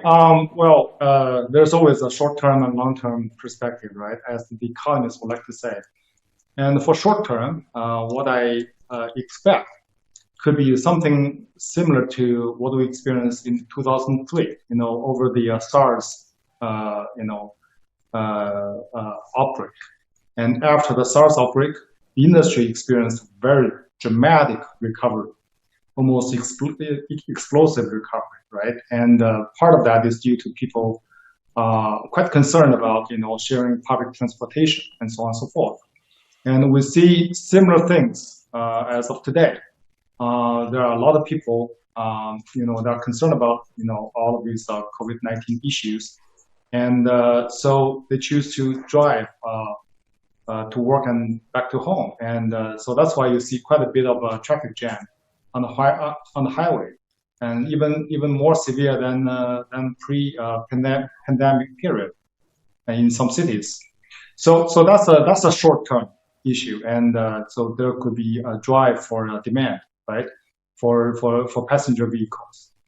Longer term, I would say still in China, park per 1,000 people is still very low compared to many other countries. So there's still tremendous room for growth for vehicle ownership as a whole in China, and I still don't see the ceiling is yet to be reached in the near term.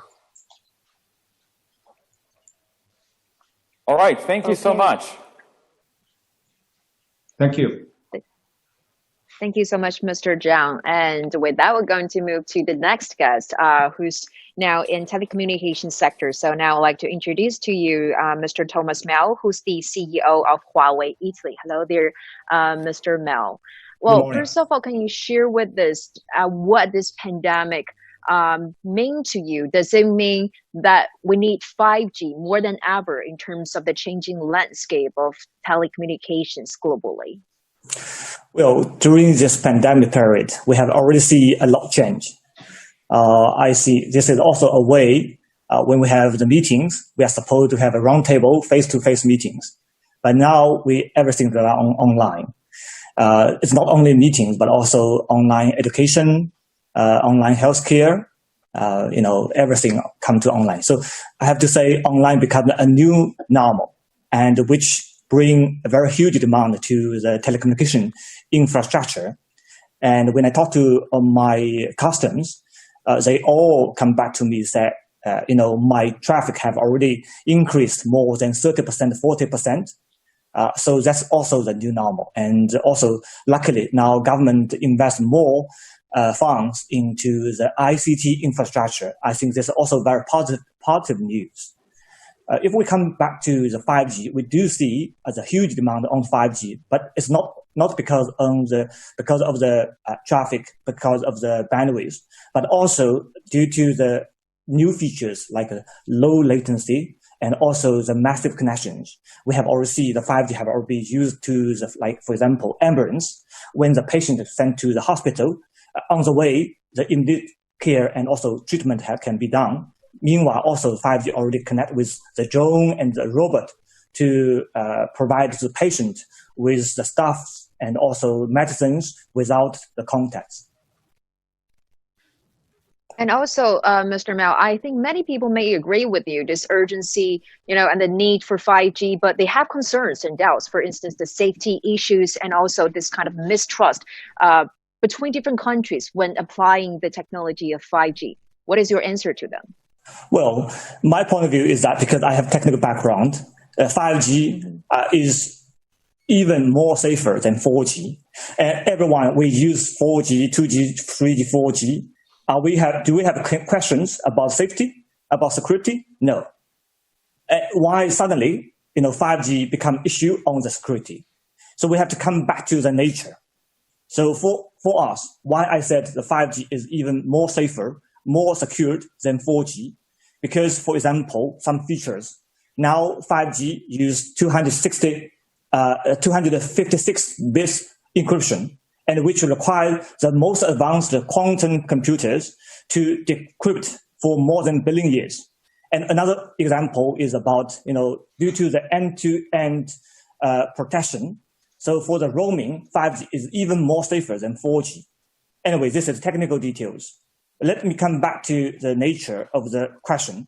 Why there's so many concerns on the security on 5G? I do believe this is a purely geopolitical reason, but whether this will help us, I think not at all. So the right attitude from my point of view is that we have to be more open, transparent, and also fact-based approach.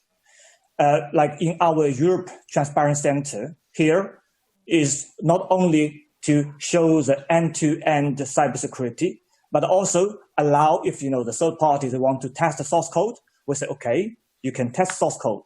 So as long as you are so transparent, I think 5G shouldn't be a concern anymore because it will be so important for our life and economy. Well, Mr. Miao, let me ask. Oh, sorry, Zoe. Andrea, yes. Andrea, please go ahead.